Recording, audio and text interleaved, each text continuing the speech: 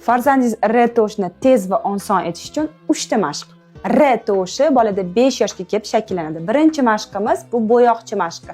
Bo'yoqcha mashqi uchun bola tilini ko'tarib, tepa tanglayini silash kerak oldinga va orqaga. Agar bola qila olmasa, cho'pcha yordamida tepa tanglayini silasangiz, bola o'zi qilishni boshlaydi.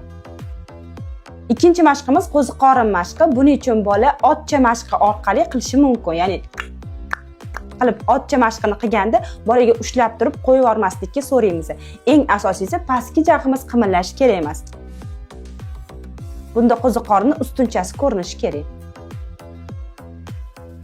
Uchinchi mashqimiz baraban mashqi. Bunda bolaga og'zini ozgina ochib, tili uchi bilan D yoki T tovushini etishini so'raymiz. Bunda eng asosiysi tillarimiz yoni tepa tishlarimizga tekkan bo'lishi kerak.